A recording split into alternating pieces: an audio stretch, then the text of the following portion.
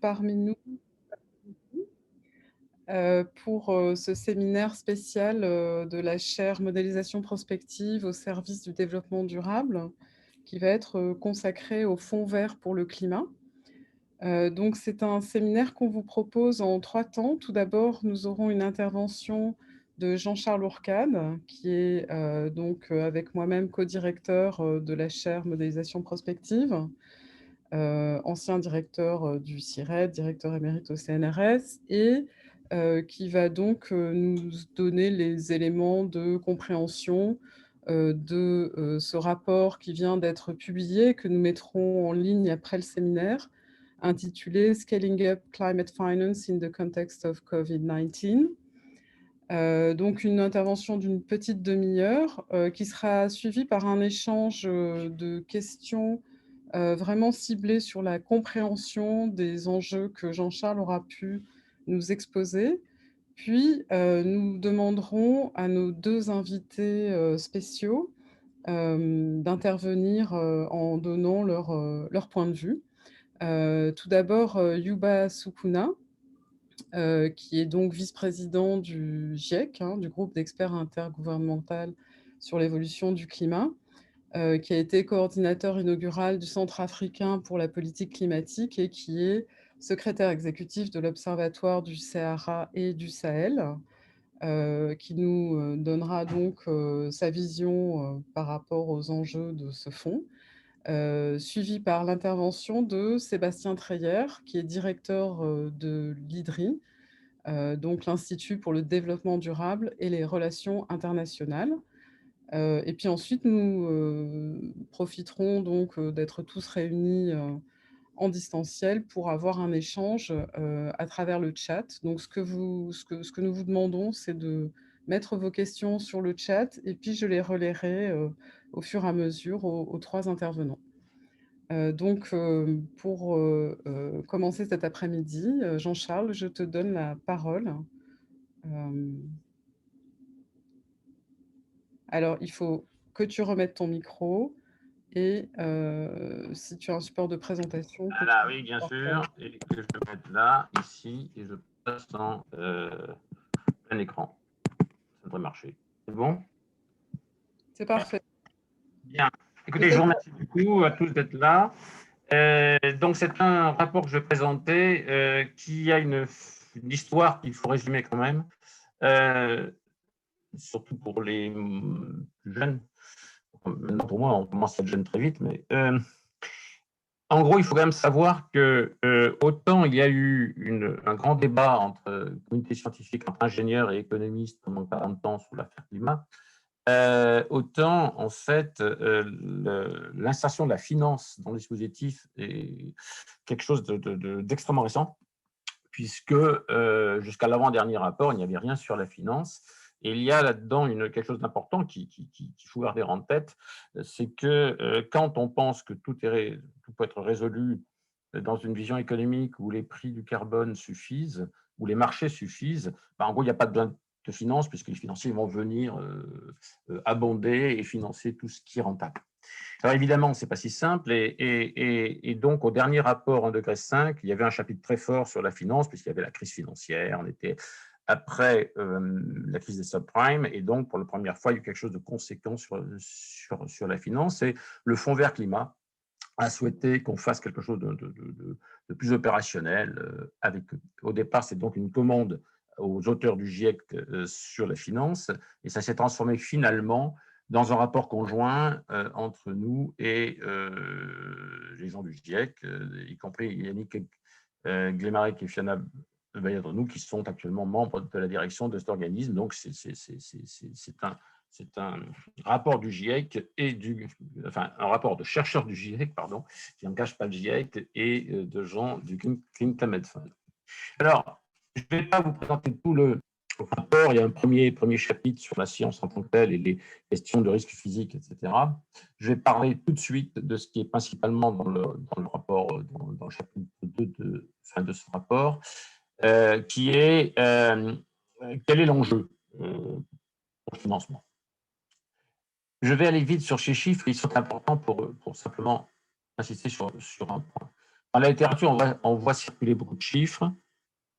Bien sûr, c'est compliqué. Bien sûr, il y a beaucoup d'incertitudes. Mais en gros, si vous prenez les coûts d'investissement additionnels pour faire la transition pour 1,5 degré ou 2 degrés, vous aboutissez à 2,5% de l'épargne mondiale qu'il faut rediriger. C'est important, mais ça ne paraît pas macroéconomiquement impossible. Il faut rajouter là-dessus, j'ai très mal étudié l'ensemble de tout ce qui ne concerne pas la mitigation, parce que j'ai mis là les SDGs, les Sustainable Development Goals. Il y a une seule étude de Rosenberg et fait de la Banque mondiale, mais qui est très bien faite, et qui dit en gros pour les pays en développement, il faut rajouter 30%. OK, bien. Ça, disons, c'est de la macroéconomie. Il n'y a pas d'obstacle majeur là-dessus. Mais le cœur du problème est que c'est bien joli de financer les investissements complémentaires, mais le problème aujourd'hui, c'est qu'il y a un manque d'infrastructures très importante. Selon les rapports, entre 16 et 32%, c'est pas grave. Ça veut dire en gros qu'on ne va pas faire du verdissement des infrastructures si on n'en fait pas. Et que donc il y a un gros problème de comprendre quels sont les obstacles au manque d'investissement sur des équipements de long terme. La deuxième chose, bien sûr, c'est une déconnexion totale entre là où il y a l'épargne, il y en a dans les pays en développement, mais elle est surtout dans les pays développés, et le fait que 2 tiers des investissements pour la transition se situent dans les pays en développement, et là, il y a des problèmes de crédibilité au sein des agences de dotation et de l'accès à des crédits, à des taux raisonnables.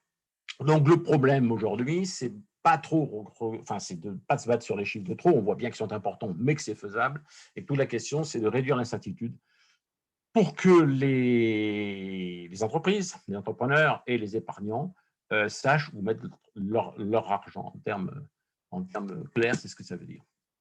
Alors, par rapport à ça, première question, est-ce que le système financier peut faire le job seul?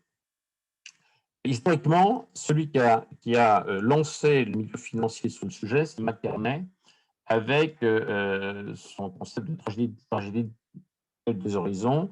Et ça s'est traduit par l'initiative sur le Network for Greening the Financial System et les mécanismes de TCFD, de Climate Disclosure. L'idée sous-jacente, qui est très puissante, il y a beaucoup de littérature, ça a provoqué tout un mouvement qui n'existait pas il y a pas 3 ans, 4 ans, quoi. C'est qu'on se dit qu'éventuellement, ma foi, si les gens sont bien informés, on est bien sur l'optique du signal, ils sont informés des risques qu'ils prennent, eh bien, ils vont se désengager des actifs qui sont menacés par le changement climatique et ils vont petit à petit désinvestir des secteurs intensifs en carbone. Ceci va de pair avec des mouvements du type name and shame qui poussent à ce désinvestissement. Bien sûr, la question là-dedans, c'est est-ce que ça va se faire, est-ce que ça peut se faire seulement, et surtout, est-ce que ce désengagement et ce désinvestissement va permettre d'investir dans les investissements de mitigation, c'est-à-dire dans les investissements qui permettent de faire la transition à une société bas carbone. Un exemple très simple, si vous voulez, si vous avez vraiment une répétition de catastrophes naturelles dans une vallée, au bout d'une fois ou deux, les assurances vont simplement se désinvestir, sont désengagées de l'assurance des logements, des équipements dans cette région. Donc, les assurances se porteront bien, les gens un peu moins, mais le désengagement, a priori, ça permet de dire que le système financier, lui, n'aura pas de problème. Ça ne veut pas dire que la société se portera bien. Et le désinvestissement des options carbonées ne garantit pas du tout que les gens, s'ils ne le font pas, mettront l'argent dans les investissements propres, dans les éoliennes, dans les énergies alternatives. Il y a un deuxième courant que ça nourrit, ça c'est alors j'ai mis le terme de Green Swan parce qu'en France il est bien connu, il y a eu des Français qui ont été auteurs de ça veut dire très simplement, est-ce que il faut une transformation fondamentale du système monétaire en abandonnant surtout le principe de la neutralité de la monnaie vis-à-vis des décisions microéconomiques. Est-ce qu'il ne faut pas changer le mandat des banques centrales? Alors, dans le rapport, nous en parlons, les choses évoluent dans le bon sens. C'est-à-dire qu'il y a aujourd'hui, en juin, visiblement, les banques centrales ont commencé à se dire qu'il fallait bouger. Mais vous voyez ici que tout ceci, ce sont des approches qui se situent au niveau du système financier en tant que tel. Et bien sûr, la question, c'est que le système financier n'est qu'un des éléments du système économique global, et que derrière ça, il y a des décisions réelles, entre guillemets, au sens factuel, quoi. Voilà, qui sont prises par les gens. Et toute la question, c'est que, est-ce que ça suffit ou est-ce qu'il ne faut pas se dire que derrière ça, il y a des fault lines, c'est quelque chose, c'est une expression que je retiens, c'est des lignes de faille de l'économie mondiale. C'est Raghuram Rajan qui a fait un très beau livre sur ça.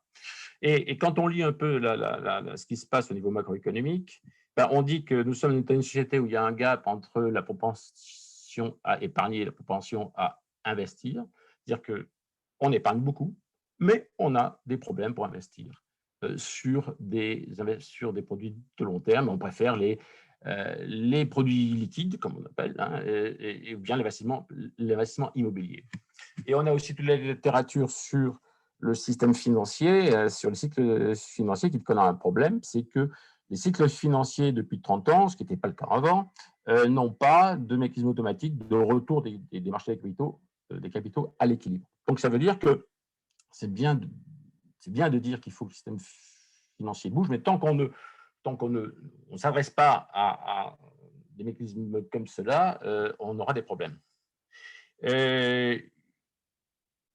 Je vais passer ça simplement, c'est pour dire que simplement la dernière ligne, c'est que vous dire par exemple qu'après la crise des subprimes, on a donc voulu rendre plus difficile les prises de risque du système financier. Ben ça s'est traduit par des règles à Bâle 3 qui ont poussé simplement les banques à se retirer plus qu'avant des investissements de long terme. Donc, ce n'est pas forcément une très bonne chose pour la transition bas carbone. Alors, ça, très vite, c'est ce qui explique la situation actuelle, qui est un montant énorme et croissant, en gros, de bonds qui sont faits à des taux d'intérêt négatifs. C'est qu'on a tellement peur d'investir sur le long terme qu'on préfère investir sur des produits à faible perte. Alors, le rapport discute ça, bien entendu, et il a un diagnostic qui est le suivant. Est-ce qu'on n'est pas devant un problème de chicken and egg, hein? Parce qu'on a un paradoxe quand on lit la littérature sur l'économie du développement. On a ce paradoxe avec des gens qui se plaignent de difficultés d'accès au capital et de l'autre côté des financiers qui se disent je n'ai pas assez de projets à financer. Et l'OCDE a fait un très bon travail pour montrer ce qu'ils appellent le paradoxe du déficit d'investissement sur les infrastructures, puisque sur le papier, en gros, elles sont rentables. Et pourtant, même avec des taux d'intérêt très, très faibles, les gens n'investissent pas. D'où est-ce que ça vient? Alors là, c'est un commentaire très, très, très personnel. C'est que nous sommes tous piégés par une petite astuce, hein, qui est que quand on voit des investissements, on calcule des coûts annualisés et on les actualise.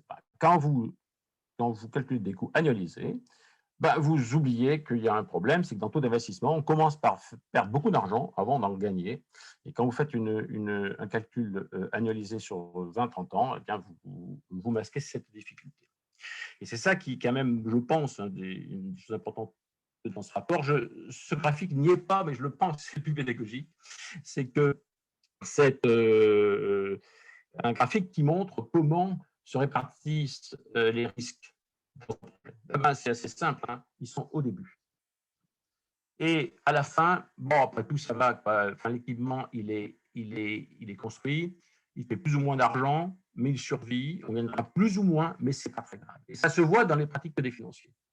On a ici beaucoup de problèmes d'accès au capital. Une fois que c'est parti, on peut trouver des moyens de financement pour prendre le relais, et ce n'est pas trop mal. Alors, il y a ce tableau, ce que je veux insister, qui est principalement produit par nos collègues du Fonds Climat, et qui explique la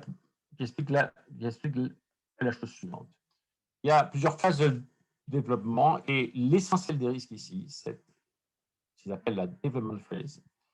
La préconstruction, les processus d'obtention de permis, les risques d'annulation, les problèmes de renégociation de contrats.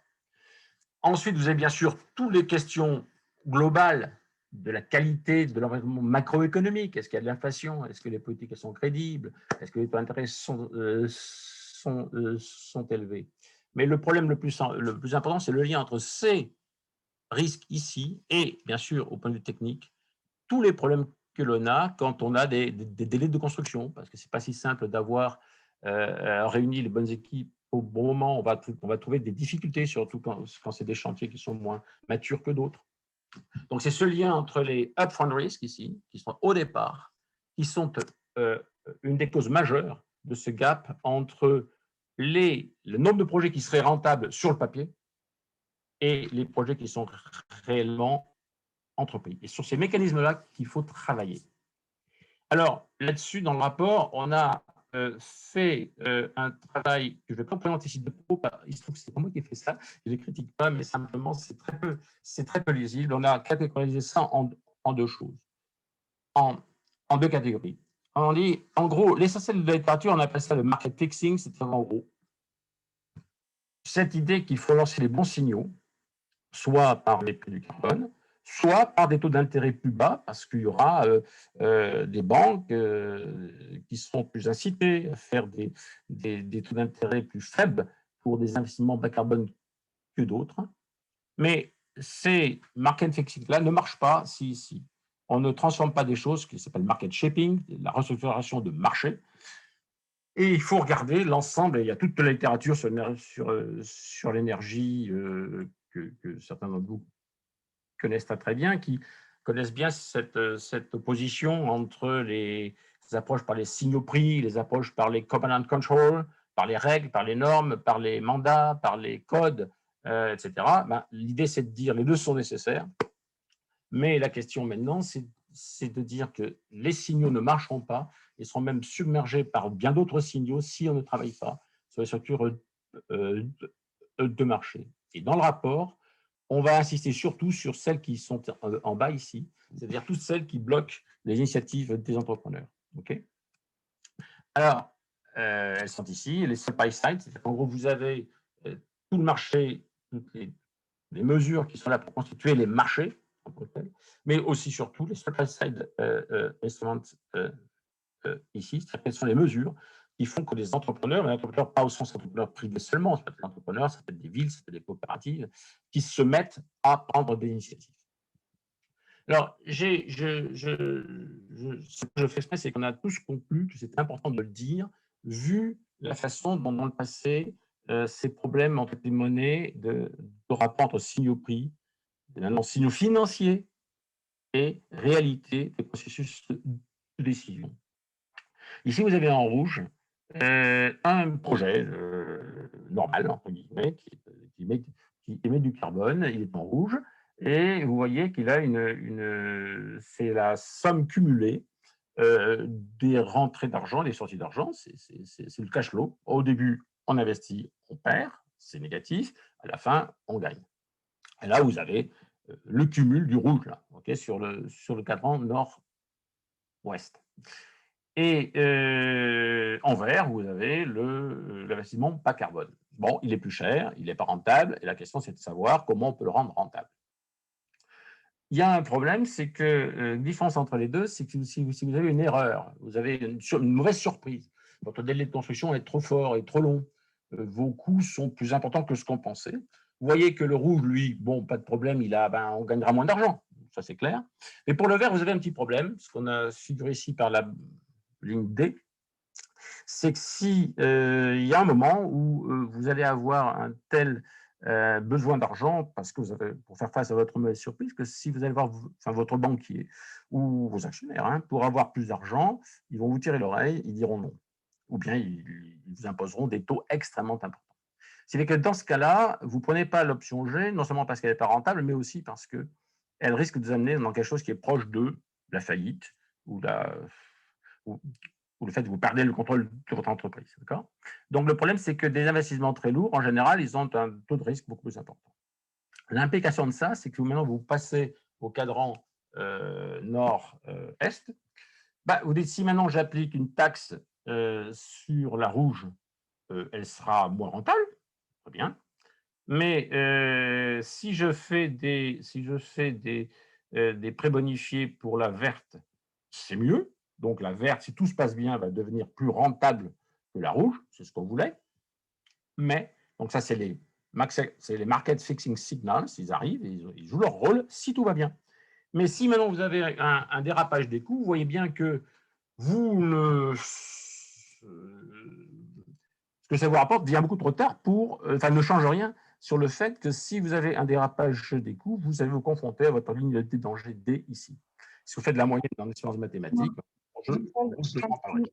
Je t'interromps Allô? 2 secondes. Je me Oui. demande que tu reprécises ce que sont tes courbes rouges. Ah, d'accord. Alors, les courbes, c'est le flux cumulé des cash flows, entrée-sortie, OK, sur chaque projet. Donc, au début, vous avez la phase d'investissement, vous dépensez pour construire l'équipement, puis ensuite, vous avez les revenus. D'accord? Donc, vous voyez, ça commence en négatif, et à la fin, c'est le cumul. Hein. C'est le cumul. Donc, si je prends ici, à la fin, ici, vous avez gagné 24, je ne me rappelle plus, OK, ici, et là vous êtes à 20. D'accord, OK? Le pointillé par rapport au trait plein. Le pointillé, c'est quand vous avez un dérapage des coûts. D'accord? Ici, vous avez si tout se passe bien, c'est en plein. Et si vous avez une mauvaise surprise, c'est tout le problème de upfront risk, hein, si vous avez une mauvaise surprise, eh bien, vous gagnez moins. Quand vous êtes en rouge ici, vous gagnez moins, mais bon, c'est pas trop grave. Okay, si vous dérapez, là, vous avez, à un moment donné, vous épuisez vos propres capacités d'autofinancement, vous allez voir vos financiers, ils considéreront que vous avez fait une mauvaise affaire, que vous êtes beaucoup trop endetté, et risquent à ce moment-là de ne pas être très, très généreux. Et donc, vous ne prenez pas le risque. Okay, parce que vous engagez votre propre argent et vous risquez de tout perdre. Hein? Donc ici, vous avez la différence entre quand tout se passe bien, c'est en plein, et quand vous avez une surprise, c'est en tiré. Ça va? C'est bon? Oui, c'est bon, c'est bon.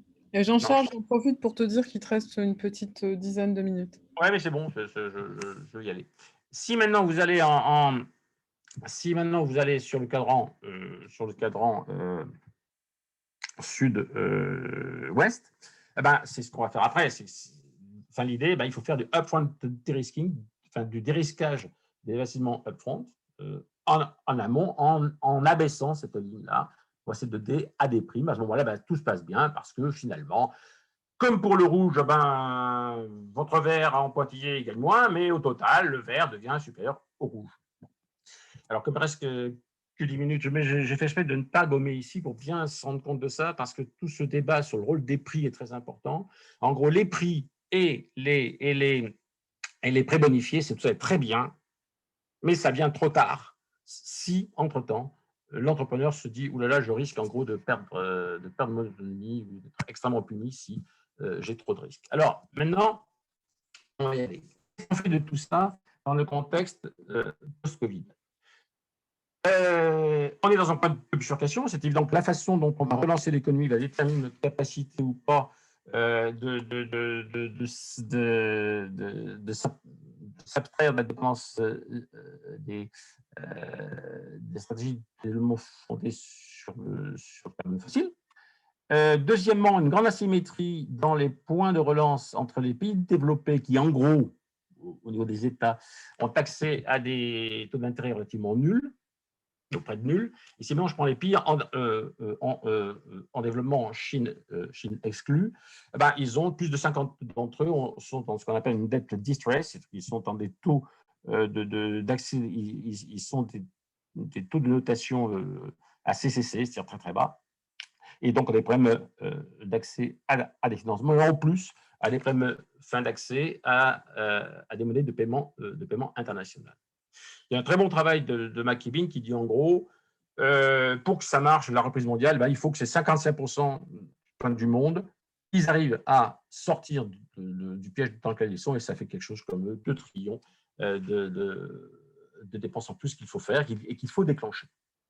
Donc bien sûr, tout le problème maintenant, c'est comment on le fait.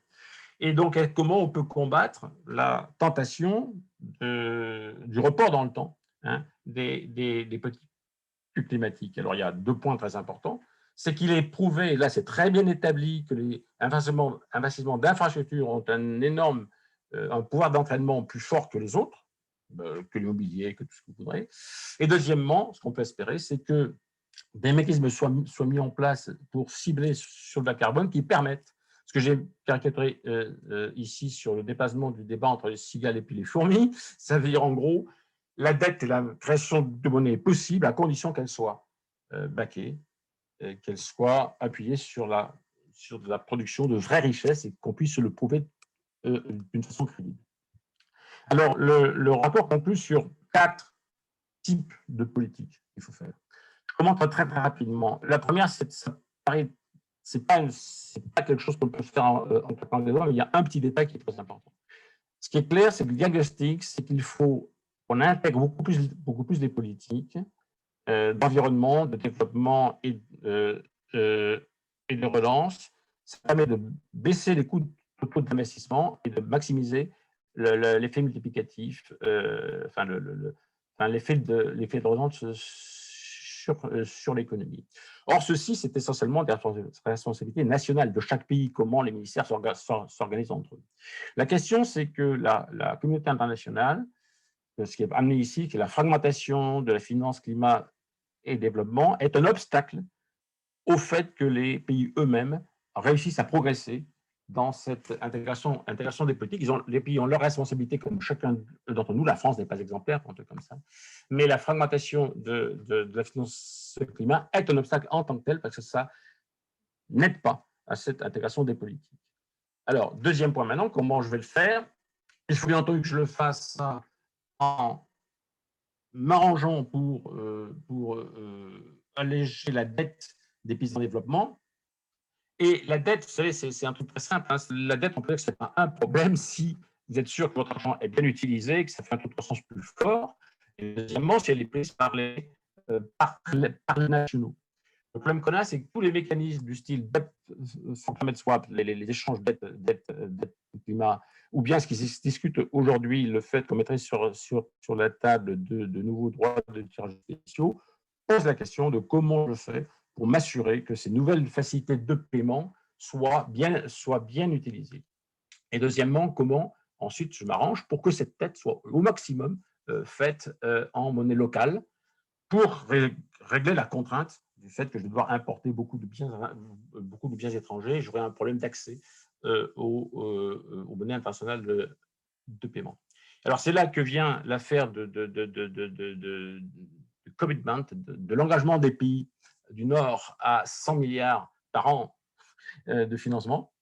Okay. La question, c'est qu'il faut s'arranger pour qu'on puisse faire ça d'une façon telle que ça redirige l'épargne privée, essentiellement du Nord, dans les pays en développement, pour produire des actifs qui soient totalement reconnus, ce qui est un élément central de règlement du problème de la dette dans les pays en développement. C'est là que vient tout le travail sur les garanties multisouveraines. Ces garanties multisouveraines, c'est-à-dire que les pays se mettent ensemble pour donner des garanties AAA à des pays en développement. C'est un problème de crédibilité, c'est évident que si on le fait ensemble, il y aura une crédibilité très forte pour les initiateurs de projets et les financiers, pour l'opinion publique, simplement parce que ça garantira en général mieux la qualité des produits, le fait qu'elle sera moins, que les projets seront moins liés à des bargaining, beaucoup plus politiques. Le point technique très important, c'est d'élever l'effet levier des fonds publics dans une période où les fonds publics sont très contraints, sont très demandés pour bien d'autres priorités, y compris la santé, encore maintenant. Il faut savoir que l'effet levier des fonds publics pour des prêts des banques de développement, c'est que pour $1, vous avez 0,37. Pour les blended finance qui vous faites rentrer du prêt, vous avez un effet de 1 à 2 qui est faible. Alors qu'avec des garanties publiques, l'effet levier peut aller jusqu'à 8 à 16, sans aucun problème, tout simplement parce que vous le mettez là, je pourrais l'expliquer dans le débat si vous voulez, pour ne pas être trop long ici. Il y a une astuce comptable qui fait que vous le mettez comme coût public qu'une fraction de votre garantie, qui est fonction, elle, du taux d'échec que vous attendez sur vos projets. Donc, vous pouvez très facilement avoir des effets de levier de 8 à 16, et ça, je pourrais y revenir d'une façon technique. En gros, vous ne dépassez l'argent que si vous échouez, et si vous n'êtes pas idiot, en gros, vous avez un coût public très, très faible. Autre chose importante, c'est qu'il y a des gains réciproques tangibles pour les deux parties, ce qui est déjà garanti que ça continuera. Pour le pays garantisseur, c'est évident que c'est les revenus, si vous voulez, des exportations. Pour les pays qui reçoivent, c'est à la fois des flux de capitaux et ce qu'on appelle l'équivalent grant, c'est l'équivalent aide, hein, du fait que vous avez une dette qui est réduite et que vos taux d'intérêt sont beaucoup plus faibles. Et tout ceci se joue sur le fait que vous êtes capable, c'est pour ça que l'aspect international est très important, de mettre en place des procédures qui garantissent, qui certifient la qualité des projets et leur additionnalité par des mécanismes d'évaluation tiers parties et des méthodes d'évaluation pour évaluer les émissions évitées et leur attribuer une valeur. Ce point est très important. Il ne fait ici dans mon exposé que 30 secondes. Et dans le débat, je reviendrai beaucoup parce que c'est un point très, très important. C'est-à-dire que la qualité elle-même est très importante. Et c'est pourquoi on a besoin d'une approche multilatérale où on peut se mettre d'accord sur des règles relativement claires. C'est ça qui permettra ensuite, là je peux passer plus vite, le fait qu'une fois que l'on a ça, ça permet de débloquer tout le système puisqu'on peut avoir à ce moment-là une capacité d'émettre des obligations qui échappent à l'accusation de greenwashing du marché actuel des obligations vertes, faire émerger de nouvelles classes d'accès, d'actifs qui soient crédibles. Et alors, le point important, deux points très, très importants qui ne sont pas souvent soulignés, qui sont très importants là, c'est que les grands opérateurs financiers n'aiment pas les petits projets, ça ne les intéresse pas, et que si on a des mécanismes de ce type-là, on pourra faire du groupage de petits projets pour réorienter les fonds qui sont gérés actuellement par les grands intermédiaires financiers. Et le mieux, bien sûr, ça serait qu'on augmente la capacité des pays eux-mêmes pour garder le contrôle du système à travers leur banque de développement national d'émettre eux-mêmes des obligations. Encore une fois, ça dépend de la crédibilité des projets qui sont là. Alors, pratiquement terminé ici, c'est qu'en gros, pour réouvrir, vous voyez que j'ai beaucoup insisté sur une optique qui est très banque de développement de projets de terrain. Et maintenant, on peut faire le retour sur le système d'ensemble. Vous voyez que si ceci se met en place, alors ça permettra de renégocier, de discuter des commandes des prix du carbone là où c'est possible, parce qu'en plus, pour un même prix du carbone, vous avez plus d'investissement, donc c'est plus intéressant. Dans le cadre d'une négociation d'ensemble, ça peut se faire. Vous pouvez aussi augmenter l'impact des mécanismes de transparence financière. Pourquoi? Parce qu'il y a quand même des doutes qu'on peut formuler sur le fait que mettre des notations a priori top-down sur des portfolios financiers, ça se fait de façon facile et non controversée. On va y revenir dans le débat, mais là, si vous voulez, ça permettra de dire que face à la difficulté d'avoir des indicateurs top-down, là, vous avez vraiment une certification de projet et donc un portfolio de projets verts, ce sont des projets qui ont vraiment été déployés sur le terrain et qui sont certifiés. Réduction de la fragmentation de la finance climat, je l'ai déjà dit. Là, je passe, ce sont deux choses que j'ai déjà dites. Conclusion, pour revenir, parce que j'avais très peu parlé, j'ai fait exprès un petit peu, puisque c'est un peu ce qu'a fait le rapport. Ça ne veut pas dire qu'il ne faille pas des réformes structurelles du système financier, mais l'avantage, si on commence comme ça, c'est que ça permettra de donner une encre, avec une vraie valeur au marché des capitaux, et pour réduire, c'est l'expression de Marc Carnet, le golf, hein, entre ce que la valeur que les gens attachent aux choses et ce que les marchés évaluent. Donc l'idée, c'est d'ouvrir la discussion, mais ça ne peut pas être fait dans ce rapport, hein, entre ce déblocage par le bas et les réformes à terme du système de transport. Donc, moi, je termine là pour dire que simplement, dans ce rapport, il y a ce qu'il faut, entre guillemets, pour dire qu'on peut établir des éléments de confiance entre des projets, entre les initiateurs de projets, les investisseurs institutionnels, le système bancaire en tant que tel et le gouvernement. Il insiste sur le fait, en fait, que si le gouvernement ne bouge pas pour diriger les investissements, ben, ça ne se passera pas. Et la question maintenant, c'est de dire ben, comment on fait pour passer de ça à quelque chose de concret. Je ne doute pas qu'on va en débattre à partir de maintenant. Et bien sûr, la prochaine étape, c'est qu'est-ce qui va se passer à COP26, qu'est-ce qu'on peut tirer de ce qu'on a dit sur des choses qui soient jouables diplomatiquement à relativement court terme. Et donc, au prochain rendez-vous à la fin de l'année à COP26. Voilà, donc je vous remercie.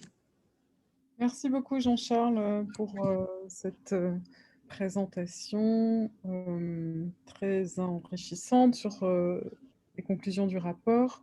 Je ne vois pas de questions pour le moment, donc je propose, alors si, donc une précision demandée par Hugues Chenet sur, Jean-Charles, ce que tu entends par la fragmentation finance, climat, développement.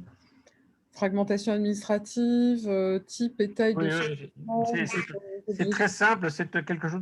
Cette question me dit qu'éventuellement, il faudrait que je trouve un graphique fait par la fondation Heinrich Böll, qui est vraiment très simple. Et elle vous montre le nombre de guichets de financement sur le climat et sur le développement. Et donc, ça veut dire, alors c'est très important ce point, parce que ça paraît mesquin cette affaire, c'est que vous avez historiquement création d'un nombre de guichets incroyable, ce qui fait que n'importe qui peut, donc ben, ça crée tout un flou sur où est-ce que je vais trouver de l'argent, et c'est un élément important qui interdit dans certains pays l'accès à quelque chose d'un peu coordonné, si vous voulez. C'est pour ça que j'insiste là-dessus. Donc, c'est simplement qu'il y a trop de petits guichets qui ont été faits par des... Et on ne va pas les supprimer. Donc, en gros, l'idée, c'est que ces guichets-là, ils continuent, ils sont le legs de l'histoire, et qu'on arrive à les faire travailler ensemble. Et c'est évident que s'il y a des garanties, un système avec des garanties multilatérales, ils serviront, mais de façon beaucoup plus coordonnée. Très bien. Très important.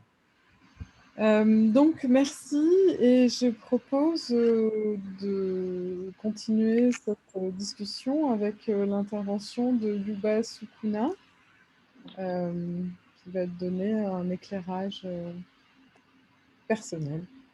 Yuba, je t'en prie. Merci Nadia, merci Jean-Charles. Deux précisions. La première précision, c'est que je ne suis ni économiste ni financier, ça c'est une bonne chose. La deuxième précision, c'est que j'ai dirigé l'Observatoire du Sahara et du Sahel, mais il y a 12 ans. C'est juste le préciser. Mais, ceci dit, il me semble que je retiens un certain nombre de mots-clés qui intéressent le sujet. C'est la fragmentation, ça a été relevé.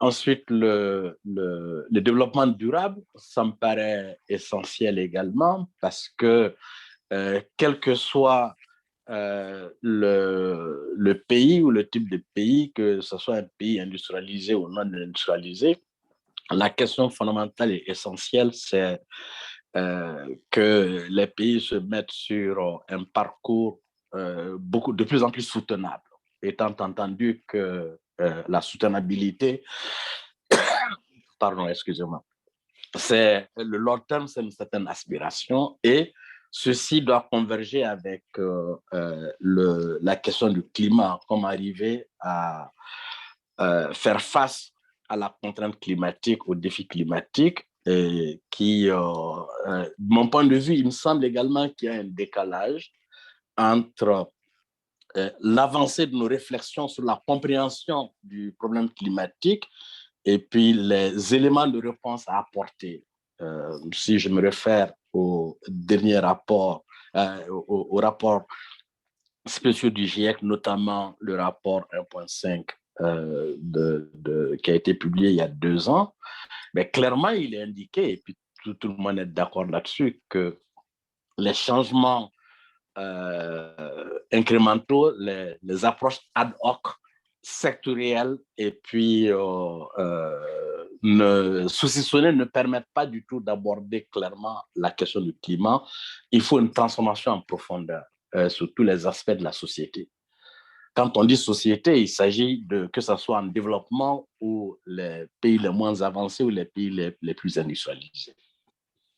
En prenant, en privilégiant surtout 4 grands secteurs, c'est-à-dire l'énergie en premier lieu, ensuite les terres, y compris l'agriculture, le milieu urbain et les infrastructures, et bien sûr l'industrie, qui pose également le problème des infrastructures. Il ne s'agit pas du tout, jusqu'à ce qu'on a fait jusqu'ici, depuis qu'on a commencé à discuter du climat et à mettre en place des mécanismes de financement liés au climat, ceci avait une vision parcellaire de la question. Et avec l'évolution des connaissances, de la compréhension, il faut une transformation en profondeur. Mais malheureusement, cette transformation en profondeur également intéresse au premier plan les instruments financiers et économiques. Ça, on ne peut pas, d'une part, réfléchir, définir une transformation en profondeur de tous les aspects de la société, y compris les infrastructures, y compris également nos modes de vie, et puis nos comportements, et que pour ce faire, on prend les instruments financiers qui ont été, ou économiques, qui ont été définis dans un contexte totalement différent. À mon avis, il me semble qu'il y a un décalage important entre les deux. Je prends un cas très simple. Ensuite, également, le fait que ça, c'est le problème et puis le drame de toutes les approches au niveau global. C'est-à-dire, quand on fait une étude globale, fondamentalement, on met de côté toutes les particularités qui me paraissent essentielles et fondamentales. Les particularités n'apparaissent pas du tout. Excusez-moi, je suis grippé depuis 2 jours. N'apparaissent pas du tout, les particularités n'apparaissent pas. Et on a une approche beaucoup plus globale qui permet d'avoir une idée des problèmes qui se posent sans être opérationnel. Je prends quelques cas très simples. Quand on a essayé de mettre en place le mécanisme pour le développement durable, c'était pour financer les coûts incrémentaux d'un certain nombre de programmes d'atténuation dans les pays en développement. On s'est rendu compte que plus le pays est pauvre, plus il ne va pas avoir du tout accès à ces types de financement, parce que ce n'est pas un instrument qui a été adapté pour ce type de pays. Et puis, on a essayé de mettre en place un autre type de financement qui, disons, sont pour les pays les moins avancés. C'est-à-dire qu'ils appellent le CDCF, le Community Development Carbon Fund. Et on a été confronté aux mêmes difficultés. C'est qu'on n'a pas intégré la problématique du développement dans la problématique du climat. Du coup, une bonne partie de ces pays s'est trouvée complètement à côté. Et ce type de financement, que ce soit le MDP ou que ce soit le mécanisme de développement propre ou ce fonds spécial qui fléchait les PMA, tout ceci est allé dans les pays les plus émergents.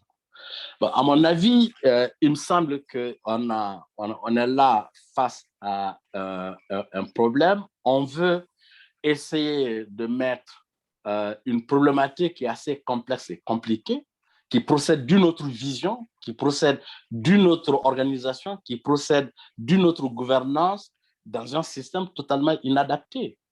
Ça me paraît essentiel, et je me demande également, compte tenu de l'évolution actuelle de notre connaissance sur les problèmes, compte tenu également de notre connaissance sur des leçons qu'on a pu tirer du Covid, parce qu'on pensait jusqu'après le Covid qu'un des éléments difficiles à faire face, c'était le changement de comportement. Mais le Covid nous a montré que très facilement, on peut changer de comportement.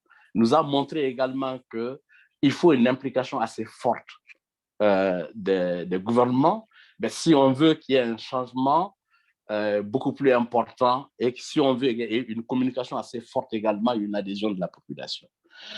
Pour terminer également, je pense qu'il y a un des aspects sur lesquels que Jean-Charles a mentionné, le service de la dette. Mais pour beaucoup de pays, ça c'est la question de la dette. Pour beaucoup de pays, le problème le plus important, ce n'est pas tellement la dette, c'est le service de la dette. Parce qu'on n'est même pas au niveau de la dette. On est au niveau du service de la dette. Dans ces conditions, ben, comment on peut financer ou comment on peut avoir accès à des financements ou à l'investissement pour une transformation en profondeur de tous les aspects de la société. Bon, voilà quelques éléments ramassés ici et là qui ont une première réaction sur ce que j'ai entendu de Jean-Charles. C'est un problème important, c'est un problème difficile, mais en même temps, le fait d'aborder cette question au niveau global, à mon avis, difficilement peut-être translaté au niveau national et au niveau régional. Bon, surtout que pour terminer là-dessus, une étude récente montre qu'à l'horizon 2030, tous les projets d'électrification en Afrique, il y a moins de 10% qui sont basés sur les énergies renouvelables. Tout le reste, c'est les énergies fossiles. Et si ces projets ont beaucoup plus de chances d'être réalisés à l'horizon 2030, c'est-à-dire qu'il y a dans quelques années, ben, ça veut dire que ces pays vont se trouver piégés dans un système de haut carbone plutôt que évoluer vers un système de bas carbone. Voilà, Nadia, quelques éléments. Ici, là, ramassés en espérant que ça permettra d'éclairer un certain nombre d'aspects et participer au débat. Merci. Merci beaucoup, Yuba. Il y a quelques réactions, mais je propose d'abord de prendre l'intervention de Sébastien et ensuite d'ouvrir le débat globalement. Donc, Sébastien, si tu veux bien intervenir.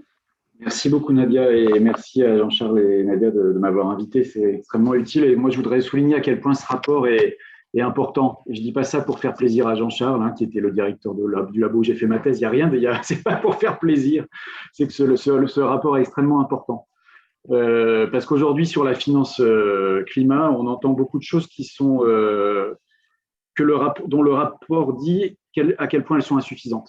Et donc, il ouvre tout un champ de discussion qu'on ne voit pas en général sur la discussion sur la finance climat. Et je trouve que c'est hyper utile qu'on commence à en débattre aujourd'hui et puis qu'on puisse continuer ailleurs, j'allais dire, sur d'autres fronts de la bataille mondiale des idées où ces choses-là sont très importantes. Jean-Charles et Yuba l'ont dit, moi je trouve que c'est essentiel d'avoir un rapport du GIEC, enfin avec des auteurs du GIEC, pardon, c'est pas un rapport du GIEC, un rapport avec des auteurs du GIEC, mais qui parle de finance et qui n'est pas le fait uniquement de spécialistes de l'économie comme discipline scientifique. Et je ne fais aucune critique de l'économie comme discipline scientifique ici, juste pour dire, comme le disait Jean-Charles, que ce que présente ce rapport, c'est des réflexions sur la pratique des acteurs financiers et aussi des acteurs de l'économie réelle quand ils parlent aux acteurs financiers. Et je trouve que ça, c'est des choses qui ne paraissent pas forcément hyper publiables dans des grandes revues académiques, peut-être en finance, mais je ne connais pas bien le milieu non plus, mais qui en revanche sont extrêmement centrales dans les discussions que nous, à l'IDRI, on peut avoir à la croisée entre les scientifiques et les banques publiques de développement, par exemple, sur cette question de la pratique. Et typiquement, je pense que souvent, quand on parle de finance climat, on se trompe quand on parle des investisseurs. On dit investisseurs et en fait, on pense à la fois à ce que le rapport appelle des gens dans l'économie réelle qui sont des project initiators, ou les gens qui viennent amener du fric, ou les banques qui viennent aider ceux qui viennent amener du fric. Et donc, en fait, je pense que la question de l'investissement bien prise avec les bons termes pour voir tous ces éléments de l'équation me semble extrêmement important. Moi, j'ai participé aux discussions menant vers le G20 dans le cadre du T20, le réseau des think tanks du G20, où des grandes personnalités comme Nick Stern et Amar Bhattacharya mettaient en avant que la grande question sur les infrastructures durables, c'était bien les questions posées, le défi posé par Jean-Charles sont les bons, hein, c'est-à-dire comment est-ce qu'on peut aller soutenir du financement d'infrastructures, notamment dans les géographies qui en ont besoin, alors que c'est du long terme, etc. Et en même temps que ce soit des infrastructures alignées avec l'accord de Paris et l'agenda 2030. Ça, le challenge est le bon. Mais derrière, la réponse, elle se cantonne à faire émerger une asset class, une classe d'actifs très spécifique qui permettrait aux acteurs financiers d'être plus à l'aise dans leur vision. Et on laisse de côté quelque chose qui revient tout le temps dans tous les ateliers qu'on voit avec les financeurs et les acteurs de terrain, qui est oui, mais il faut faire émerger un pipe de projet. Et ça, on ne sait pas comment faire, on n'arrive pas à le faire. Et donc, c'est bien cette question entre l'économie réelle et les flux financiers. Les deux doivent être tenus ensemble. Et je pense que là-dessus, le rapport est extrêmement important parce qu'il montre à quel point, et moi, je trouve extrêmement utile les catégories que vous utilisez pour montrer qu'il n'y a pas que les market fixing, mais aussi les market shaping instruments, et qu'au sein des market shaping, il y a la demande et l'offre. Alors, je ne vais pas redire tout ce que tu as dit, mais je trouve que ça permet de penser beaucoup plus large le mix de politique publique, le mix de mesures sur lesquelles on doit se focaliser pour ne pas tout resserrer sur les questions prix du carbone et prêts bonifiés, comme tu le mentionnais, qui étaient plutôt d'une seule partie de ce paysage d'ensemble. Donc ça, pour moi, c'est extrêmement important. On a fait, avec des collègues du réseau Deep Decarbonization Pathways, auquel participent Yuba, mais aussi plein de collègues du CIRED, un travail avec la Banque interaméricaine de développement, avec Adrien Vogtschild, bien connu des collègues du CIRED, sur en quoi avoir une trajectoire de long terme dans l'esprit de l'article 4.1 de l'accord de Paris sur les Long-Term Low Emissions Development Pathways Strategies, en quoi ça permet à la Banque interaméricaine de développement de mieux travailler sur le terrain. Et le rapport de la BID parle bien des différentes dimensions, de créer des politiques publiques intégrées, de pouvoir avoir, disons, du long terme, des normes et standards, du public procurement, des achats publics qui soient bien dirigés et de la R&D. Et donc, on a des rapports qui existent qui disent ça, mais dans l'ensemble, sur la finance climat, ce n'est pas exactement la tonalité principale, et ça, je trouve que c'est très important. L'autre chose que fait le rapport, à mon avis, de manière très utile, c'est de connecter les discussions sur la finance climat et puis de les actualiser avec la question de la relance et de l'alignement de la relance avec l'accord de Paris avec les objectifs de l'accord de Paris. Discussion extrêmement difficile, évidemment, quand on va faire émerger des droits de tirage spéciaux du FMI. C'est pas tout de suite pour leur dire oui, mais avec des conditionnalités vertes. Enfin, il y a quelque chose qui paraît complètement aberrant dans cette discussion. Nous, on anime avec le German Development Institute une discussion entre différents pays de la planète, à la fois latino-américains, africains, asiatiques et européens, sur qu'est-ce que vous faites pour l'agenda 2030 et pour faire du Build Back Better, que vos instruments de relance soient alignés avec l'agenda 2030. Et effectivement, il y a beaucoup d'éléments qui posent la question de qu'est-ce que ça veut dire aligner avec l'agenda 2030, avec l'ambition transformationnelle de l'agenda 2030, et donc notamment là-dedans s'aligner avec les objectifs climat. Et je crois que ce qui ressortait beaucoup de nos discussions dans cet atelier, il y avait au moins deux choses qui entrent très fort en résonance avec ce que vous avez mis dans le rapport. Le premier, c'est que au-delà du financial gap, il y a un policy gap. C'est-à-dire que si on essaye de mettre à disposition l'argent mais qu'on n'a pas les politiques publiques, en fait, ça ne va pas forcément bien marcher. Et je crois que ça rejoint beaucoup des choses que vous dites sur l'intégration des politiques publiques. Et puis, l'autre élément que je trouve très intéressant dans le rapport, notamment quand c'est un rapport sur la finance, c'est de dire qu'il faut aussi il faut aussi de l'espace politique pour la société civile et les experts pour que la discussion sur ce qui est aligné sur le climat ne soit pas juste une discussion de normes et de taxonomie, mais que ça soit l'objet d'un débat public dans le pays. Qu'on puisse avoir un challenger du ministère du Plan qui questionne si tel investissement va dans le bon sens, etc. Non pas pour empêcher de financer, mais plutôt pour ce que dans le rapport vous appelez empowerment, la possibilité que les project initiators, ceux qui initient les projets, les entrepreneurs, sachent un peu dans quel sens il faut aller et voient l'horizon de ce qui est sûr et de ce qui est incertain encore dans la qualification de ce qui est un bon projet. Ça rejoint un peu la question de Bruno Dorin dans le chat, qui est de dire, mais en fait, il y a des choses dont on ne sait pas encore, ou dont la science ne sait pas encore expliquer à quel point c'est des bons projets potentiels. Et je trouve que là, on a bien l'idée quand même que c'est utile d'avoir dans les pays une discussion animée entre experts et avec la société civile sur qu'est-ce que c'est que des projets qui soient bien alignés avec l'agenda 2030. Ça me semble extrêmement important aussi, ce que vous avez dit sur ce sujet-là. Et peut-être ce que je peux essayer de faire là dans les 3 minutes qui restent, c'est de dire comment est-ce que ce rapport doit être porté dans des enceintes de débats politiques extrêmement compliqués en ce moment. La première, c'est évidemment qu'on a quand même une tonalité pré-COP26 extrêmement difficile sur la question des 100 milliards, renforcée par la question des vaccins. Donc, en gros, on sort d'un G7 où beaucoup de pays du Sud disent « mais là, vous, pays du Nord, vous n'avez pas fait le job ». Alors, c'est peut-être parfois un peu injuste, parfois juste. Hein. Sur les 100 milliards, je pense qu'il y a des choses qui sont sur la table qui sont insuffisantes, mais qui vont quand même dans le bon sens. Et dans l'ensemble, on a un vrai problème sur la solidarité. Le deal de l'accord de Paris est en train de se fissurer, peut-être pas, mais enfin, il est un peu en danger avec cette question de la solidarité. Et il me semble que c'est extrêmement important d'avoir des réponses un peu intégratives telles que vous proposez dans ce rapport sur, c'est pas juste les quantités de financement disponibles au fonds vert ou les quantités de DTS, de droits de tirage spéciaux du FMI, c'est un ensemble, un mix de choses qui viennent en appui au Sud. Et c'est pas, je dis pas ça pour se défiler et ne pas tenir les engagements des pays du Nord sur les 100 milliards, mais dire que les montants ne sont pas suffisants pour avancer. Et alors là, cette conversation, je pense qu'il est extrêmement urgent de l'avoir, mais que je ne suis pas sûr qu'elle soit très facile. Je pense que là, on a des grandes personnalités comme Nick Stern, je citais tout à l'heure Nick Stern ou Amar Bhattacharya, hein, qui sont parmi les plus visibles, et en plus très proches de la présidence britannique de la COP, avec qui il faut probablement interagir pour essayer de dire, attendez, est-ce qu'on ne va pas faire franchir une étape au débat de ce côté-là. Par ailleurs, je trouve que dans le débat, dans le rapport, vous mettez beaucoup l'accent sur des rôles respectifs des banques de développement multilatérales, du Fonds vert et des banques nationales de développement. Et là, avec des résultats opérationnels qui sont encore plus du potentiel que du concret, mais il y a quand même toute l'initiative de l'AFD avec leur sommet Finance in Common. Et il y aura une deuxième édition du sommet Finance in Common à l'invitation de la Caisse des dépôts italienne, sous présidence italienne du G20. Et je pense qu'il y a vraiment un discours qui peut commencer à se construire.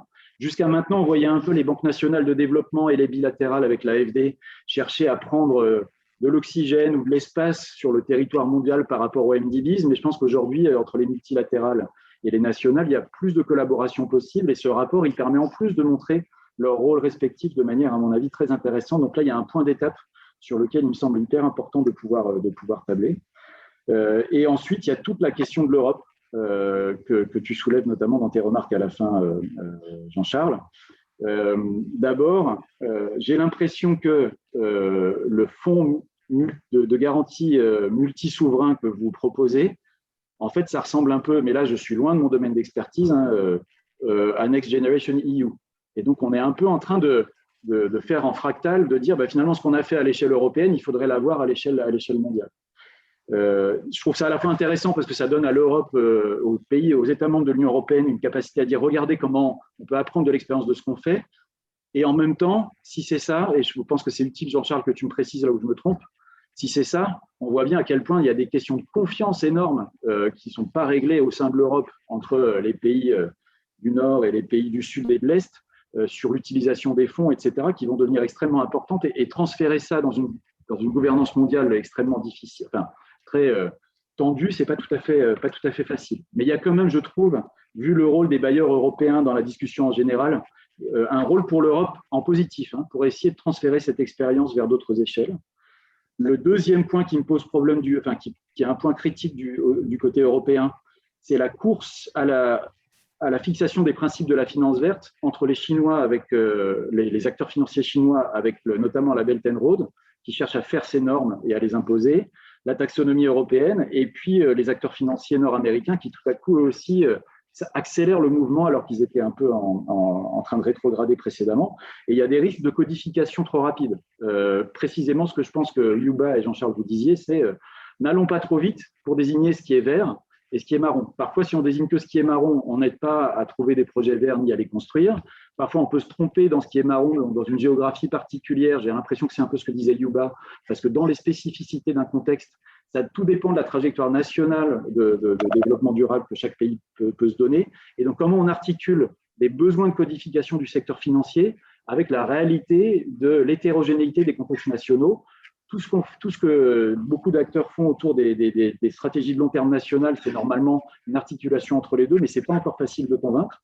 Et si on a cette course à l'échalote entre les secteurs financiers européens, asiatiques et nord-américains pour être les premiers à codifier, ça peut devenir extrêmement dangereux. Et troisième point, et je m'arrête là, Nadia, excusez-moi si j'ai été un peu long, il y a évidemment la question que j'ai discuté avec Jean-Charles hein, sur le mécanisme d'ajustement carbone aux frontières européens, qui peut là aussi tout seul hein, et sans lien forcément avec la finance climat faire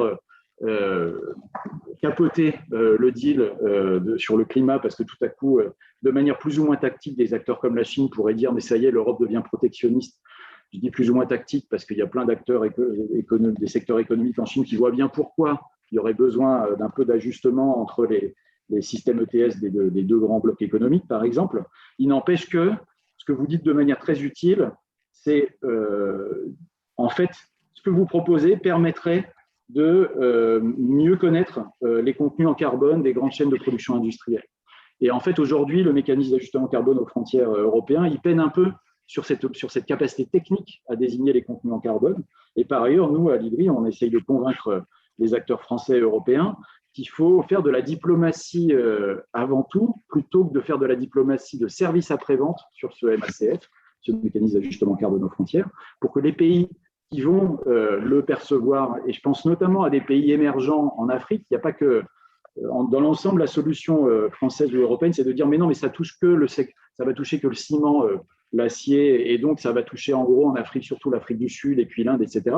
En fait, il y a plein de pays lower middle income countries de revenus moyens, mais dans la partie basse des revenus moyens, qui sont extrêmement inquiets des conséquences pour eux de ce mécanisme-là. Et il me semble que parmi les choses que vous évoquez, ça serait des choses qui permettraient beaucoup plus un dialogue sur comment est-ce que chaque région du monde peut faire la transformation vers le développement durable.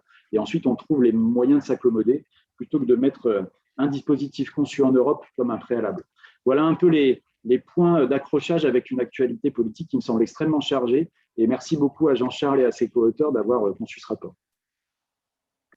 Merci Sébastien. Jean-Charles, avant que tu réagisses peut-être, je voudrais rebondir sur en fait, ces questionnements autour de la qualification des bonnes trajectoires vertes, entre guillemets, en reprenant quelques commentaires qui ont été faits sur le chat et qui questionnent également la façon dont on peut s'assurer que finalement les projets cibles qui soient dans le programme de financement aient des bonnes conséquences et un impact vertueux par rapport à la question climatique. Donc Bruno Dorin demande que se passe-t-il si des certifications de projets verts s'avèrent in fine erronées ou biaisées, par exemple des voitures électriques qui ne sont pas si vertes ou bien entraînent un effet rebond de consommation, ou alors des vrais projets verts, donc pour lui l'agroécologie qui ne serait pas encore identifiée par la science faute de preuves et de connaissances scientifiques suffisantes, notamment en agronomie. Donc, comment la finance va se positionner par rapport à ça? Henri Prévost, lui, indique qu'il est frappant que la France se dise prête à dépenser plusieurs centaines d'euros par tonne de CO2 évité, alors qu'il serait possible d'en éviter dans le Sahel pour beaucoup moins cher. Mais comment mesurer les émissions évitées dans ces pays qui aujourd'hui n'émettent presque rien? On devrait pouvoir comparer deux dépenses virtuelles. Se pose donc la question de la confiance. Et celle-ci est plus facile à atteindre dans le cadre de relations bilatérales à plusieurs dimensions, intégrant les questions de développement, de sécurité, de relations commerciales et de gouvernance. Et enfin, Alain Nadaï, qui dit « Bonjour, quid du potentiel de transition vers une énergie verte pour participer du développement éco en s'exonérant de l'étape fossile, tout comme la communication du téléphone filaire vers les smartphones. Par exemple, l'hydrogène tel que celui du village de Bourakébougou au Mali, enjamber le fossile pour investir directement l'énergie future de rupture. » Donc en fait, on voit très vite, Jean-Charles, que les questions de fond qui reviennent, c'est vers quoi on oriente cette finance. Les mécanismes de finance sont importants, mais en même temps, il y a cette déclinaison qui a été soulignée par les intervenants, des transformations localement versus des mécanismes globaux, quoi. Donc, je t'en prie pour tes réactions, Jean-Charles, autour de tous ces éléments. Écoutez, c'est l'élément central. Alors, je viens un peu en amont pour vous dire que je suis conscient de toutes ces questions et mes co-auteurs aussi, ne serait-ce que le privilège de l'âge. La question, c'est qu'est-ce qu'on peut faire? Parce que si j'ai négocié ça sur notre rapport avec des gens du Trésor, il y a une posture intellectuelle qui domine dans pas mal d'endroits, qui sont que on va faire des prix du carbone, on va faire des prêts, oui, on va faire des choses comme ça. Parce qu'en gros, c'est tellement compliqué que bon, il faut faire des signaux et puis tout le reste, c'est des questions d'ingénieurs et on ne s'en tirera pas, et ça suffira. Et c'est le marché qui va tout faire. Et la question, c'est bien sûr, ensuite, il faut dire, mais attendez, c'est pas si simple, on a quand même quelques informations. Alors, ces informations, elles sont parcellaires, mais elles existent. Il y a quand même beaucoup de travaux. Et je prends l'exemple, je vais rebondir sur ce qu'a dit Bruno, parce que c'est une façon très, très claire, je pense, de poser le problème. On a un problème de confiance à lancer. La question, c'est de savoir comment je la lance. Mais il n'est pas vrai que on ne puisse pas, dans certains dossiers, dire voilà à peu près tel type d'investissement dans tel pays, on peut se tromper, mais en gros, dans l'énergie, dans le transport, c'est plus difficile, mais au moins dans l'énergie, sur l'habitat, ça devrait, à 15-20 ans, moyennant les scénarios qu'on peut faire, parce qu'ils existent, économiser de l'ordre de X tonnes de carbone. Ensuite, on peut discuter, on peut adapter, mais au moins, il y a de la connaissance, on peut la mobiliser. Il n'est pas vrai qu'on parle de rien. Évidemment, c'est possible dans certains secteurs et c'est moins possible dans d'autres. Et toute la question, c'est de lancer un processus d'apprentissage qui fasse qu'on commence. On peut se tromper, mais il vaut mieux se tromper et faire quelque chose et corriger. Et donc, tout le problème qui n'est pas résolu, qui est posé dans un autre rapport que j'ai fait, mais qui est mentionné dans ce rapport-là et qui est le problème, à mon avis, à COP26, c'est comment on lance des processus d'apprentissage qui soient partagés, qui soient internationaux, parce qu'il faut avoir le regard de l'autre. Le tiers parti est important, pour que petit à petit, on aboutisse à des mécanismes de plus en plus crédibles, où on fasse révéler l'information, qu'on corrige quand ça ne va pas, que l'on améliore le coup d'après. Parce qu'un mécanisme de scénario, c'est quoi? C'est on prend un investissement, au bout de 5 ans, c'est quasiment fait. Enfin, bon, voilà. Et donc, en gros, ce que ça veut dire qu'il faut lancer un processus d'apprentissage. Comment le faire? C'est un sacré problème.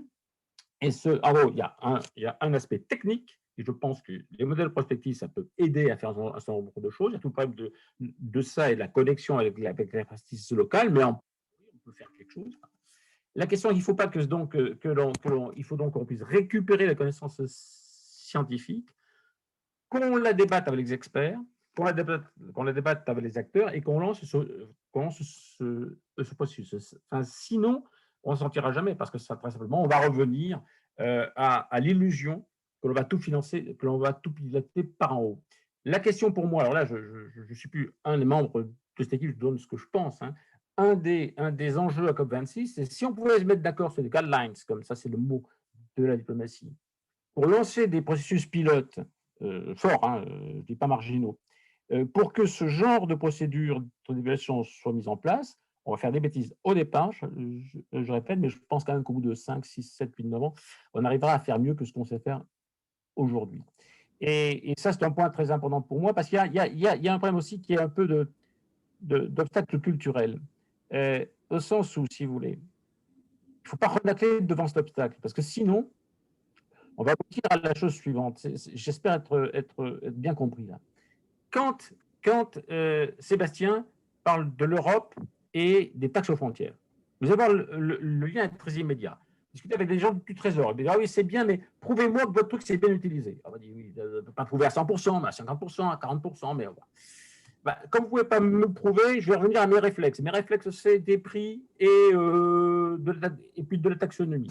Puis comme on va dire qu'il faut faire quelque chose et que ça imposera des contraintes pour nous en Europe, on va dire au pays en développement qu'on va lever des taxes aux frontières.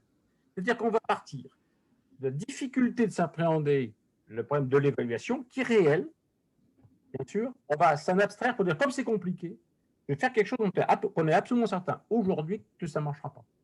Et c'est le processus intellectuel très, très, très important, qui est qu'il y a une attraction pour l'abstraction, pour le fait qu'on n'arrive pas, parce que c'est trop compliqué, à regarder le détail de l'évaluation que l'on saute ça. Moi, je préfère te dire à Bruno, parce que c'est lui qui a posé la question le premier, quoi, voilà, c'est que oui, il a raison. 2, il faut lancer un processus d'apprentissage. Et je pense que c'est possible. Alors, il y a aussi une remarque, Jean-Charles Duc-Chenet, qui pointe la sustainable finance comme faite par les pays occidentaux et qui ne mentionne aucunement les besoins hors Europe, ni dans les flux en euros qui sont établis essentiellement au sein des marchés. Il remarque que les Chinois, dans la Guidelines for Establishing the Green Financial System, eux vont évoquer explicitement la question de la demande dans les pays en développement. Donc, en bref, il dit la sustainable finance dans les pays riches tente à mettre de côté l'essentiel de l'équation, surtout que l'essentiel de tout cela est porté par une vision risque financier qui tente en théorie à détourner les flux en euros des endroits les plus exposés aux risques climatiques. Je vais gagner du temps à l'assistance, je pense qu'il a raison. Je pense qu'il a raison. Et que nous, le problème à nous, c'est que de ce rapport, ça c'est une autre responsabilité.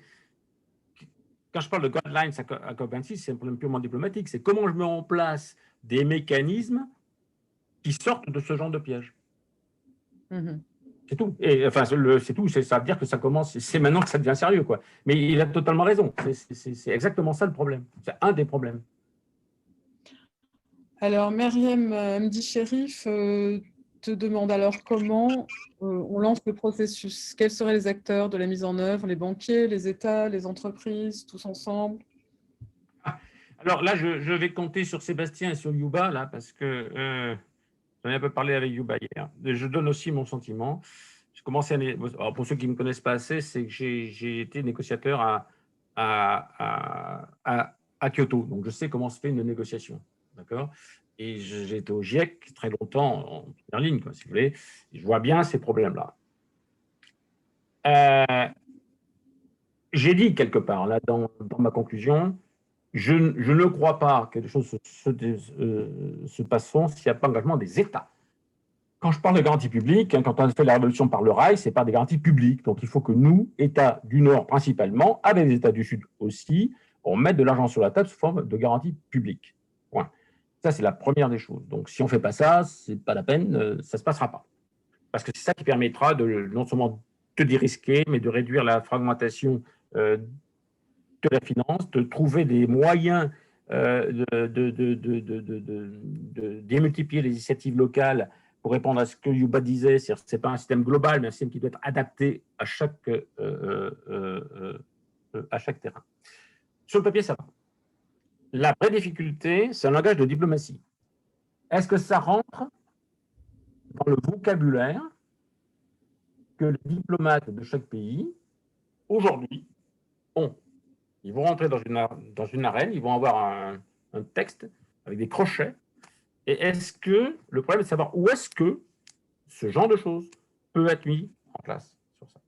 Et donc, il y a un problème, c'est que comment on crée une sorte de mouvement intellectuel qui fasse que, le contraire de ce qui s'est passé à Kyoto, on s'est retrouvé à négocier sur des targets parce qu'on s'est piégé, parce que le mouvement intellectuel allait vers là et qu'on s'est dit qu'il faut des engagements en quantité, ça a été ça. Il y avait aussi l'idée de marché, les gens, c'est ce qu'ils avaient en bouche, ça a donné Kyoto, dont on pouvait comprendre que ça ne marcherait pas.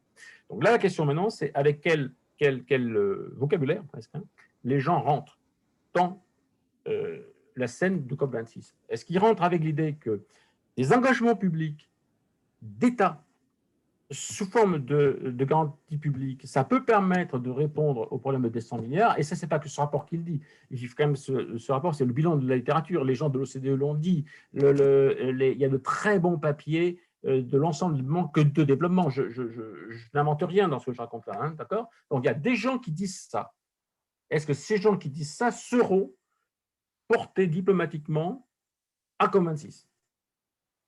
Et là, ça veut dire que les États s'engagent, parce que je pense que les États doivent s'engager. Derrière les États, il y a un combat culturel à mener. C'est évident qu'en France ou en Europe, nous sommes obnubilés par la défense aux frontières avec des taxes, c'est évident que c'est raté.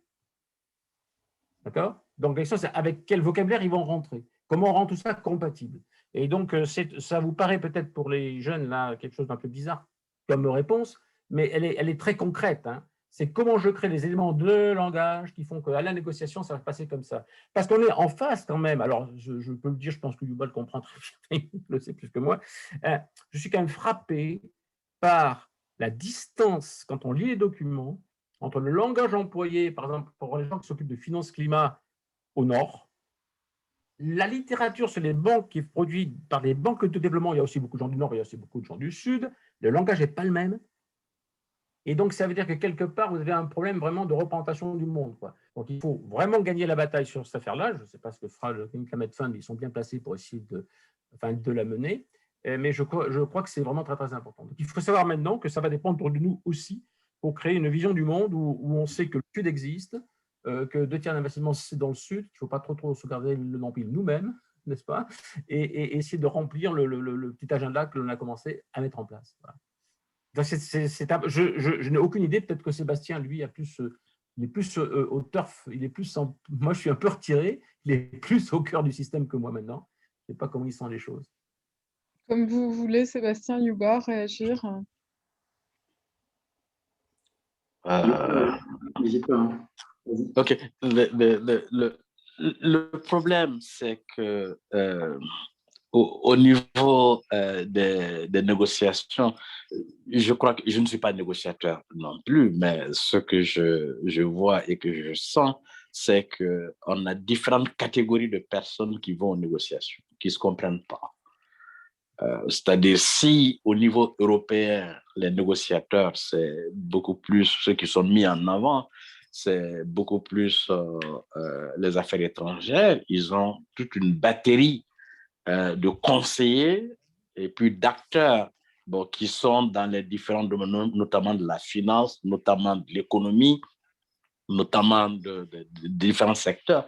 Mais le contexte de la plupart des pays en développement, il reste cantonné au ministère de l'Environnement qui vont dans les négociations et qui ne sont pas du tout impliqués, même au niveau national, dans des processus de prise de décision sur les sujets qu'on vient d'évoquer tantôt ici. Dans le meilleur des cas, ils ont quelques personnes qui comprennent certains éléments.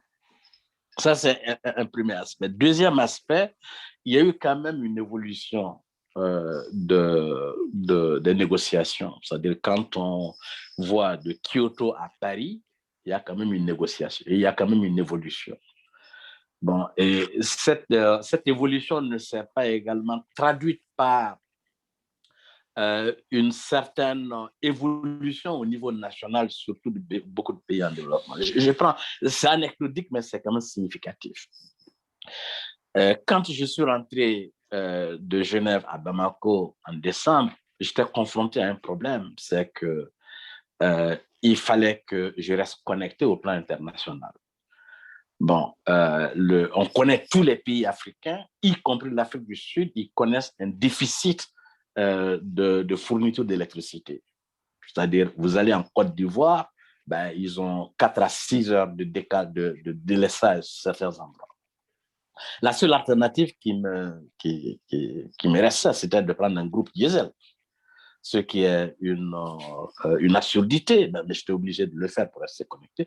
Et j'ai décidé, il y a 2 mois, de passer totalement au renouvelable. Je suis actuellement entièrement autonome sur le plan de l'électricité à Bamako, entièrement renouvelable, mais ça demande un investissement initial ça demande un investissement de 12 000 euros. Les banques ne prêtent pas l'argent pour faire cet investissement de 12 000 euros. Et il n'y a aucune possibilité d'avoir cet investissement de 12 000 euros. Il y a beaucoup de personnes qui sont capables de le faire et ça allège la tension, la pression sur la demande d'électricité au niveau national. Et en même temps, ça participe au déploiement des renouvelables dans le pays. Mais c'est ça un peu le paradoxe qui se pose. Il y a un discours au plan international et les réalités sont telles que c'est très difficile de faire face, de faire bouger les lignes. Voilà ce que je peux apporter comme contribution à cette discussion. Merci. Excusez-moi. Sébastien? Je te souhaite bon rétablissement. Il ne faut pas que tu nous fasses quelque chose là. Soigne-toi.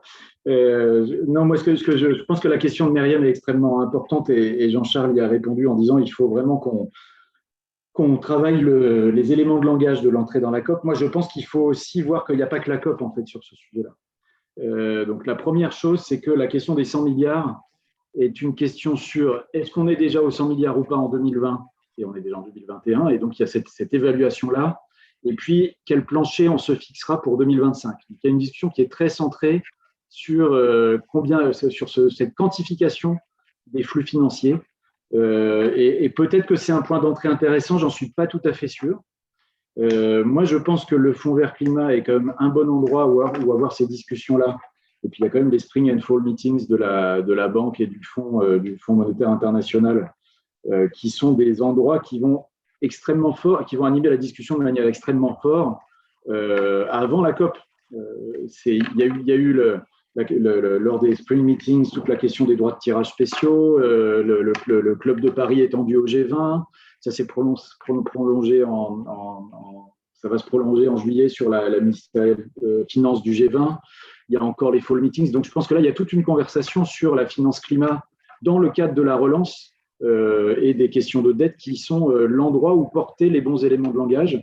Ce que je trouve, je me permets de le dire en faisant l'hypothèse qu'on est dans une communauté amie, là, c'est que je pense que ce que vous apportez, Jean-Charles, est suffisamment disruptif par rapport ou suffisamment différencié, pour ne pas utiliser des mots qui sont trop connotés, suffisamment contrasté par rapport à la vulgate standard qu'on entend dans ces enceintes, pour qu'on s'arme d'une stratégie de visibilisation qui rende la chose audible sans forcément vous présenter comme un rapport extrêmement alternatif par rapport au mainstream. Donc il y a des enjeux, à mon avis, très importants. Et je suis aussi sensible à ce qu'écrivait Christophe Cassem dans le chat. Il est, à mon avis, pas urgent que d'essayer de mettre du wording dans les résultats de la COP26. En tout cas, moi, je serais assez prudent là-dessus. Parce qu'il ne faut pas qu'on se retrouve avec des dispositifs stupides, ou des dispositifs, pardon, stupides, c'est le mot évidemment. À ex post, on peut dire qu'il y avait des choses stupides. Des dispositifs qui sont en fait mal conçus et qui ne vont pas exactement dans le bon sens. Donc le processus d'apprentissage dont tu parles, pour moi, c'est pour ça que je mentionnais le sommet Financing Common. Peut-être qu'il y a des enceintes de discussion entre les banques nationales de développement et les banques multilatérales de développement dans lesquelles on peut commencer à faire exister des dispositifs de cette nature. Le International Development Finance Club, qui est le club présidé par Rémi Rioux, le directeur général de l'AFD, avec la China Development Bank, la KfW, la BNDES brésilienne, la DBSA sud-africaine. C'est un drôle de club où il y a la China Development Bank qui fait la moitié des capacités financières, la KfW encore un tiers, et puis le reste, c'est des miettes. Enfin, la BNDES brésilienne étant un gros morceau. Mais ce club, il peut avoir son intérêt pour faire exister le processus d'apprentissage en tant que tel. Ou alors, il y a aussi ce que I4CE anime sur Climate Finance Club qui mélange à la fois des acteurs publics et privés. Donc, à mon avis, il y a des clubs comme ça où on peut commencer à faire exister ce processus d'apprentissage. Et donc, si je prends les catégories utilisées par Myriam dans son message dans le chat, c'est justement des clubs un peu pas tout à fait formels, en tout cas, qui mélangent secteur bancaire privé, secteur bancaire public, avec des experts. Et ce qui serait bien, c'est d'avoir aussi autour de la table quelques investisseurs de l'économie réelle, enfin des acteurs de l'économie réelle. Et voilà un petit peu, sans trop m'étendre, ce que je trouve important d'avoir en tête comme processus auquel essayer de se raccrocher. La COP étant un moment clé d'attention médiatique, mais pas forcément, en tout cas moi a priori, je suis prêt à en débattre avec toi Jean-Charles, le moment où il faut mettre du texte. Moi j'aurais tendance à dire que c'est trop tôt. Bon jugement, moi j'ai pas... Oui, enfin, je voulais prolonger en reprenant la question complète de Christophe qui parlait du timing aussi, et cette question d'apprentissage, d'ajustement. Est-ce que vous ne trouvez pas qu'elle est antagoniste de l'urgence qu'on brandit en permanence? Et voilà, cette dynamique temporelle elle paraît complètement inadaptée en fait. Alors, comme on approche de la fin, là tu poses la question qui tue, mais bon, tu le sais parce qu'on discute ensemble, Nadia, mais à titre personnel, je trouve que la façon dont on a souvent en Europe exploité le rapport 1,5 risque de conduire à un sacré malentendu sur ce que veut dire l'urgence. On a dit urgence, c'est faire tel objectif à tel endroit, à tel moment. Et il y a beaucoup de gens qu'on a mobilisés en toute bonne foi pour ça. Pour moi, l'urgence, c'est de créer un cercle de confiance. Et en gros, c'est que ça marche. Ça fait quand même 40 ans que je travaille dessus. Mon premier rapport, ça a été, j'avais 22 ans, ça a été sur lever une taxe sur les paquebots, voilà, sur le fret pour financer le développement vert dans les pays en développement. Ça ne fait pas comme ça, mais ça veut dire ça. Donc la question maintenant, c'est de créer un mécanisme de confiance. Ça, c'est l'urgence. S'il faut 1 an pour le faire, il faut 1 an. Si c'est 2 ans, il faut 2 ans, mais il faut le faire. Parce qu'à force de faire ce qu'on a fait, on dit toujours que c'est urgent et on crée un écart énorme entre ce qu'on dit et ce qui se passe sur le terrain. Lorsque Yuba dit qu'il y a 10% de ce qui est planifié aujourd'hui au sel pour l'électricité qui c'est sur le renouvelable, ben oui, ben ça va continuer, quoi. Voilà. Donc je pense que le problème de l'urgence aujourd'hui, c'est qu'il faudrait que les intellectuels, les chercheurs, que l'on accélère la prise de conscience que quelque chose est possible, qu'on mette en place des procédures, que ces procédures elles soient claires, révisables, qu'on a les moyens dans notre société d'utiliser les connaissances de façon un peu plus efficace que ce qu'on a fait jusqu'à maintenant. Et si Sébastien a raison et qu'il faut attendre 1 an de plus pour faire des guidelines, comme on dit, okay, des guides, ben, il faut attendre 1 an de plus. C'est bien plus efficace que de se dire que l'on se presse. Par contre, il faut rééduquer les gens sur la notion d'urgence, parce que ça, c'est quelque chose qui, à mon avis, est un malentendu qui va nous amener très loin avec les pays en développement. Tu me permets 1 seconde, parce que finalement, ça me frappe. Pendant le Covid, il s'est passé quelque chose. J'ai entendu beaucoup de choses. J'ai entendu un jeune gars, vachement plein de bonne volonté, qui parlait des vaccins au Congo. Il disait, c'est urgent de vacciner le Congo. Mais alors, on a un problème, c'est que les gens, ils ne sont pas très pressés parce que, bon, il dit, ils ont 777, enfin, le chiffre, c'était 3,7 cas. Alors, peut-être, ce n'est pas vrai, ils ont peut-être le double. Vous comprenez, ils seraient un peu inquiets parce que on vient leur demander de se vacciner là-dessus, mais ils ont 10 000 personnes par an qui meurent de malaria. Ils ont 5 000 enfants par an qui meurent de la rougeole. Alors, c'est pas l'urgence. Voilà. Donc, si vous voulez, ce mot urgence là qui a été brandi par beaucoup de médias et dans lequel beaucoup de jeunes en toute bonne foi se lancent, c'est un mot qu'il faut questionner. Voilà. Donc, c'est une conclusion. Et alors, si Sébastien, c'est-à-dire que notre boulot à nous, c'est de préparer le combat culturel pour qu'on réponde à la question qu'a posée Bruno, qui est centrale. Comment on fait, nous, pour aider à créer un climat de confiance sur la base d'outils qui soient contrôlables et révisables? Ça, c'est clair. Ça, c'est notre job. Maintenant, à nous de voir comment on peut le faire passer pour qu'on ne soit pas piégé par cette idée où, d'un côté, on dit oui, c'est urgent, de l'autre côté, on va faire des grands signaux, le reste, c'est trop compliqué pour que je m'en occupe. C'est un peu une situation un peu brutalement que je dirais. Donc, je pense que ta question sur l'urgence est très profonde. Et, bon, je te donne Merci Jean-Charles. Je vais te laisser. Enfin, je considère que c'est ta conclusion. Je vais passer maintenant la parole à Sébastien puis à Yuba pour qu'on termine dans les temps cette discussion, en m'excusant auprès de ceux, Richard et Alain, dont je n'ai pas pu relayer la question. Sébastien, pour quelques mots. Merci beaucoup Nadia. Non, mais je pense que cette question de l'urgence, elle est très vraie, mais dans ce que disait Jean-Charles, il y avait aussi un point très fort qui est il faut que les États du Nord mettent des garanties publiques sur la table. Et ça c'est urgent. Et ça, c'est pas la COP qui en décide, à mon avis. Et donc, nous, on a un intérêt à jouer, influencer nos autorités publiques européennes pour que ça marche. C'est vraiment pas gagné, mais ça, c'est un sujet hyper important. Dans un débat qu'on avait organisé récemment avec le Terry, la question de l'accès des Indiens, des gens qui ont des projets verts en Inde au marché financier était posée très clairement par le Terry. Et donc, je ne dis pas qu'ils ont les bonnes questions et les bonnes réponses au Terry. Je dis juste qu'il y a des débats Europe-Inde où ça pourrait aussi pousser un peu l'Europe à se sentir investie, ou les États européens à se sentir investis de cette obligation d'agir sur ce volet-là. Et ça se discute en G7, en G20, en format Union européenne, et ce n'est pas dans la COP que ça se décide. Et c'est urgent. Je suis d'accord avec vous. Merci. Oui, c'est vrai que c'est urgent et ce n'est pas urgent en même temps. C'est-à-dire, elle est relative. C'est urgent. Le problème du Covid, ça a été urgent, ça a mobilisé tous les gouvernements. au plus haut sommet de l'État. Ça dénote que c'est un problème auquel il faut qu'on fasse face. Et l'urgence également, il faut décliner cela au niveau régional et puis au niveau national. Ce qui transparaît dans l'urgence en Europe, c'est totalement différent de ce qui transparaît en urgence en Afrique, comme tu l'as dit, entre vacciner contre le Covid ou la malaria. Je pense que c'est des aspects sur lesquels il faudrait que l'on essaye de travailler, de réfléchir. C'est-à-dire décliner toutes ces réflexions, ces analyses au niveau, dans les réalités, au niveau des pays, au niveau des régions. Parce qu'au finish, la décision, elle est nationale, elle n'est pas du tout au niveau global. Merci.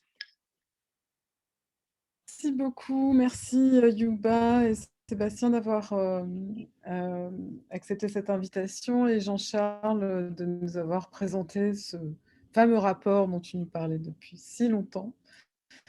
Je vous remercie à tous d'être avec nous cet après-midi, d'avoir passé ce moment. Et pour ceux qui sont intéressés, je vous rappelle que nous avons une session de notre séminaire France de 0 à 100% renouvelable jeudi matin à partir de 10h. Bon après-midi à tous. Au revoir. Au revoir.